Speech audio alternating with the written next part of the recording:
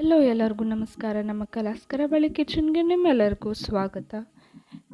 ಬೇಸಿಗೆ ಇರೋದ್ರಿಂದ ತಂಪಾಗಿ ಏನಾದರೂ ಮಾಡಿಕೊಂಡು ಕುಡಿಬೇಕು ಅಂತ ಅನಿಸ್ತಿರುತ್ತೆ. ಸೊ ನಾವಿವತ್ತು ಮಾಡ್ತಿರೋ recipe apple dry fruit dessert. So ಇದನ್ನ ಹೇಗೆ ಮಾಡೋದು ಅಂತ ನೋಡೋಣ ಬನ್ನಿ.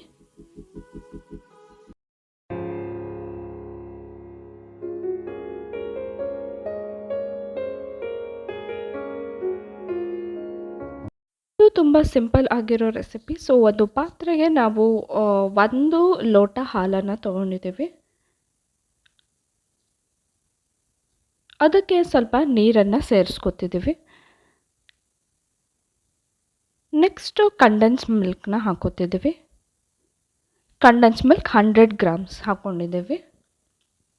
ನೀವು ನಿಮಗೆ ಸ್ವೀಟ್ ಎಷ್ಟು ಬೇಕೋ ಅದರ ಅನುಸಾರ ಹಾಕ್ಕೋತಾ ಹೋಗಬೇಕಾಗುತ್ತೆ. ನೆಕ್ಸ್ಟು ಅದನ್ನು ಕೈಯಾಡಿಸ್ತಾ ಇರಬೇಕು. ಇಲ್ಲ ಅಂದರೆ ಕಂಡೆನ್ಸ್ ಮಿಲ್ಕ್ ಕೂಡ ಸೀದೋಗೋ ಚಾನ್ಸಸ್ ಇರುತ್ತೆ. ಸೊ ಈ ರೀತಿ ಕೈಯಾಡಿಸ್ತಾನೆ ಇರಬೇಕು. ನೋಡಿ, ಹಾಕಿರೋ ಕ್ವಾಂಟಿಟಿ ತುಂಬ ಕಮ್ಮಿ ಆಗ್ತಾ ಬರ್ತಿದೆ, ಅಂದರೆ ಗಟ್ಟಿ ಆಗ್ತಿದೆ ಅದು.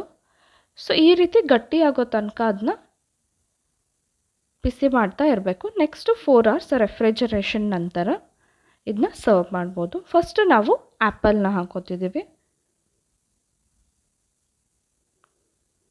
ಈಗ ಡೆಸರ್ಟ್ನ ಹಾಕ್ಕೊತಿದ್ದೀವಿ.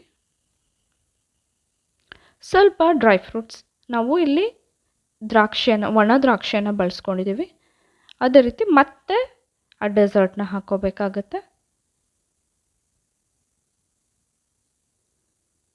ಮತ್ತು ಸ್ವಲ್ಪ ಆ್ಯಪಲ್.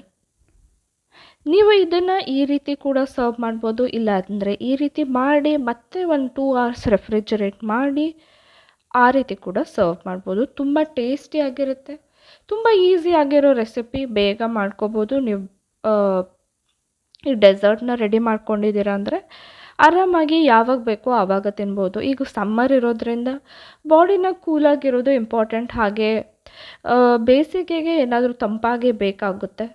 ಸೊ ಇದನ್ನು ಮಾಡ್ಕೊಂಡು ಕುಡೀರಿ. ನ್ಯೂಟ್ರಿಷಿಯಸ್ ಕೂಡ, ಹಾಗೆ ಬಾಡಿಯನ್ನು ತಂಪಾಗಿ ಕೂಡ ಇರುತ್ತೆ.